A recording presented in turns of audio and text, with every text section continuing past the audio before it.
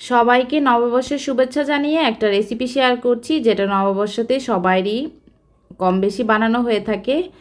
তো আমি আজকে এই যে রেসিপিটা শেয়ার করছি, আগে থেকে নিশ্চয়ই দেখে নিয়েছেন যে এটা হচ্ছে গোলাপজাম বা কালো জাম মিষ্টিটা, বাংলাদেশে যেটা বলে কালো জাম। আর এই রেসিপিটা হচ্ছে একদমই ইজি রেসিপিতে, বাসায় থাকা উপকরণ দিয়েই আপনারা রেসিপিটা তৈরি করতে পারবেন। আর আমার এই রেসিপিতে হচ্ছে খুবই সহজ উপকরণ দেওয়া। তো এখানে হচ্ছে একটা ডিম আমি ফেটিয়ে নিয়েছি হচ্ছে ডিমের মধ্যে 2 টেবিল চামচ তেল, 2.5 টেবিল চামচ তেল নিয়েছি হচ্ছে 1 টেবিল চামচ পানি এবং 2.5 টেবিল চামচ চিনি। ভালো করে ফেটিয়ে নিয়ে চিনিটা আমি গলিয়ে নিয়েছি। এখানে অন্য একটা বাটিতে নিয়েছি হচ্ছে 3/4 কাপের মতো গুঁড়া দুধ নিয়েছি, 1/2 কাপ হচ্ছে ময়দা নিয়েছি, 1 চামচ হচ্ছে বেকিং পাউডার নিয়েছি। এই রেসিপিটা এই অনুপাতেই আপনারা করবেন। আর কম বেশি বাড়িয়ে নিতে পারেন, তাহলে ডিম বাড়িয়ে নিতে হবে এবং সব উপকরণ চিনি পানি যেটা দিয়েছি সেটা বাড়িয়ে নিতে পারবেন। আর এখানে হচ্ছে সব কিছু একসাথে নিয়ে আমি একটু সামান্য করে চেলে নিয়ে তারপর মিশিয়ে নিয়ে এখানে আগে থেকে ফেটিয়ে রাখা ডিমটা এখানে দিয়েছি। দিয়ে ভালো করে হাত দিয়ে মিশিয়ে নিব। তো এই জায়গাটা হচ্ছে আমার স্কিপ করে গিয়েছে। তো এখানে ভালো করে আমি মিশিয়ে নিয়েছি হাত দিয়ে। তো এদিকে হচ্ছে শিরা করে নিব। একটা হাঁড়িতে নিয়েছি 2.5 কাপ চিনি এবং সমপরিমাণ 2.5 কাপ পানি নিয়ে তারপর 2টা এলাচ দিয়ে দিয়েছি, লবণ দিয়ে দিয়েছি সামান্য পরিমাণ, এটা হচ্ছে অপশনাল। এই লবণটা দিয়ে তারপরে ভালো করে মিশিয়ে নিয়ে আমি চুলায় দিয়ে দিয়েছি। এই ফাঁকে হচ্ছে মিষ্টিটা বানিয়ে নিব। হাতে আমি একটু তেল মাখিয়ে নিলাম, তেল মাখিয়ে নিয়ে তারপর মিষ্টিটা আমি একটা প্লেটে রাখবো। ওই প্লেটেও কিন্তু আমি একটু তেল মাখিয়ে নিয়েছি। অন্য সময় আমি কি করি যে তেলটা চুলায় দিয়ে কম আঁচে রেখে আমি মিষ্টিগুলো একসাথে ভেজে একসাথে বানিয়ে চুলায় দিয়ে দিই। তো আজকে আমি ভিডিও করার স্বার্থে আমি এদিকে হচ্ছে আগে থেকে মিষ্টিটা বানিয়ে নিচ্ছিলাম, নিয়ে তারপর তেলে ছাড়বো আপনাদেরকে দেখানোর জন্য। আপনাদের দেখানোর সুবিধার্থেই আমি এই কাজটা করেছি, না হয় আমি চুলার পাড়েই আগে থেকে আমি মিষ্টিটা বানাবো আর তেলে ছেড়ে দিতাম আর কি। একটা একটা করে আমি মিষ্টিগুলো গরম তেলে ছেড়ে দিচ্ছি। তেলটা কিন্তু একদমই পুরো গরম করা যাবে না, তাহলে কিন্তু মিষ্টি একটা পুড়ে যাবে, একটা ভালো থাকবে, এরকম অবস্থা থাকবে। তো আমি একটা একটা করে সবগুলো মিষ্টি একসাথে দিয়ে দিয়েছি।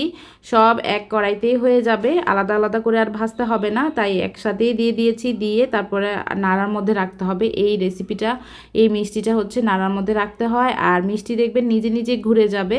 যেমন আমরা রাগ হয়ে গেলে মুখটা যেমন ঘুরিয়ে নিই অনেক সময়, এই মিষ্টিটাও কিন্তু ভাজতে ভাজতে মুখটা ঘুরিয়ে নিবে যখন দেখবেন, তখনই হচ্ছে মিষ্টিটা আমাদের পারফেক্ট হবে এবং রেসিপিটা পারফেক্ট আছে।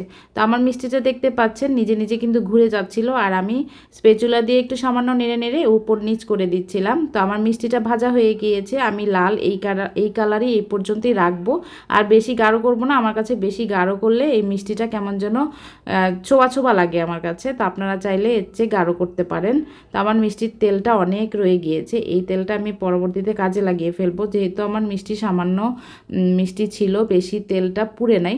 তো কথা বলতে বলতে আমি শিরার মধ্যে এই মিষ্টিগুলো দিয়ে তারপরে 2টা বলক নিয়ে আসছি। দেখতে পাচ্ছেন 2টা বলক আসলেই আমি চুলাটা অফ করে দিব। এই তো আমার চুলাটা এখন অফ করে দিয়েছি।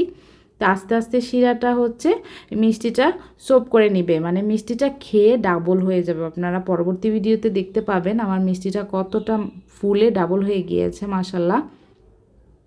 এই তো আমি চুলাটা অফ করে দিয়েছি।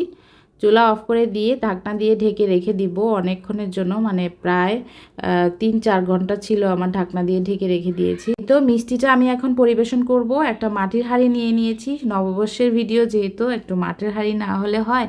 তো আমি মাটির হাঁড়িটা আগে থেকে রেখে তারপর মিষ্টিটা এখানে রেখে দিচ্ছি একটা একটা করে। দেখতে পাচ্ছেন মিষ্টি এবং মাটির হাঁড়ি কালারটা কতটা সুন্দর হয়েছে, সব দিক দিয়ে একদমই লালে লাল।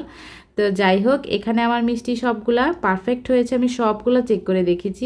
ভিতরে অনেক সময় কি হয় শক্ত শক্ত থেকে যায়, একটা মিষ্টিও শক্ত ছিল না। আলহামদুলিল্লাহ সবটা পারফেক্ট হয়েছে। আমার ছেলের অভিযোগ ছিল সব সময় যে মা আমাকে অনেক দিন হয়েছে মিষ্টি বানিয়ে খাও না, কেক বানিয়ে খাও না, স্কুলে গিয়েও বলে। তো আজকে তাকে মিষ্টি বানিয়েই খাওয়ালাম। সে খেয়ে অনেক মজা করে খেয়ে রিভিউ দিয়েছে, সেটার ভিডিও পরবর্তীতে শেয়ার করব। তো এখানে আমি একটা মিষ্টি কেটে আপনাদেরকে দেখাচ্ছিলাম। তো আমি একটা মিষ্টি নিয়েছি। আমার এই মিষ্টি বলতে গেলে পছন্দই না। লাল মিষ্টি আমার কাছে ভালো লাগে না, সাদা মিষ্টি আমার কাছে পছন্দ লাগে। তো এখানে লাল মিষ্টিটা আমি একটু কেটে দেখাচ্ছিলাম আর আমার ছেলেকে খাইয়েছিলাম, আমি খাইনি। সামান্য করে একটু মিষ্টি চেক করেছিলাম, সব দিক থেকে পারফেক্ট ছিল। আমার ছেলে খাওয়ার জন্য অস্থির হয়ে গিয়েছে, তাকে কেটে আমি এক পাশ থেকে দিয়ে দিব, সে খাবে। তো খেয়ে বলেছে মা অনেক মজা হয়েছে। তো ভিডিওটা কেমন লেগেছে কমেন্ট করে জানাবেন। আজকের মতো এখানে বিদায়।